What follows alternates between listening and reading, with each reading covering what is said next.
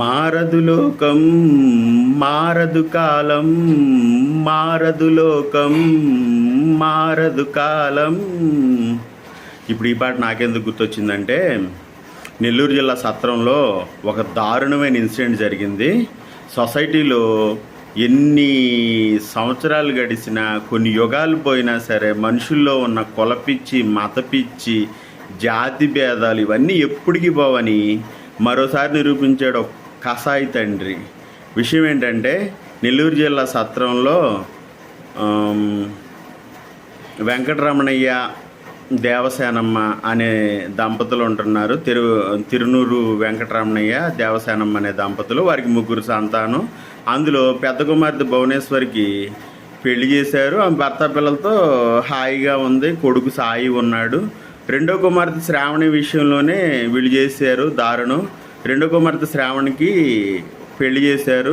అక్కడ అత్తింట్లో సర్దుబాటు లేకో మరి ఈ అమ్మాయి తప్పో ఏమో తెలియదు, కానీ ఆ అమ్మాయి భర్తను వదిలిపెట్టి వచ్చేసి తండ్రికి ఉన్న కూరగాయల షాపులోనే పనిచేస్తా ఆ అమ్మాయి పని ఏదో ఆ అమ్మాయి చూసుకుంటూ ఉంటే, ఆ క్రమంలో ఆ షాప్కి వచ్చే భాష అనే ఒక యువకుడు పెయింటర్గా పనిచేస్తాడు.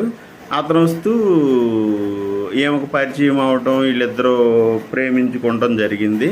ప్రేమించుకున్న వాళ్ళు ఏం చేశారంటే, వీళ్ళు ఎటు పెళ్ళికి ఒప్పుకోరు, కులాలు వేరు, మతం వేరు, అన్నీ వేరు అని చెప్పి వెళ్ళి వాళ్ళ దారిని వాళ్ళు పెళ్లి చేసుకున్నారు. పెళ్లి చేసుకున్న వాళ్ళని అలా వదిలేసినా పోయేది.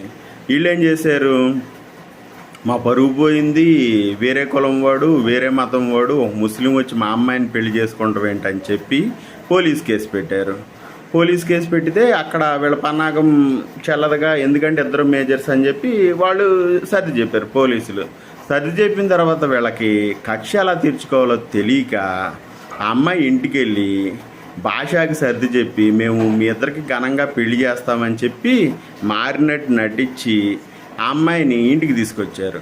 ఇంటికి తీసుకొచ్చి ఒక 2 రోజుల పాటు సర్ది చెప్పే ప్రయత్నం చేశారు. వదిలే మేము మంచి సంబంధం చూస్తాం మనవాళ్ళలోనే అని చెప్పి.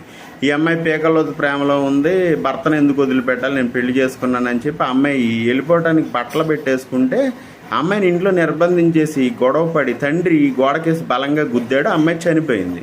చనిపోయిన తర్వాత పక్కింట్లో ఉన్న పెంచులయ్య అనే వ్యక్తిని పిలిచి వాళ్ళింటి పరగణలోనే గొయ్యి తీసి పాతి పెట్టేసి దాని మీద ముళ్ళమండలు వేశారనమాట. తర్వాత ఆ నోట ఈ నోట పాకిద్ది కదా, ఒక వ్యక్తి ఆ ఊరు అతనే పోలీసులకి 100కి డయల్ చేయడంతో విషయం వెలుగులోకి వచ్చింది. ఇంత దారుణమైన ఇన్సిడెంట్లు. ఏరా మరి నువ్వు కూతుర్ని చంపితే కులం కోసం అప్పుడు నీ పరువు పోదా?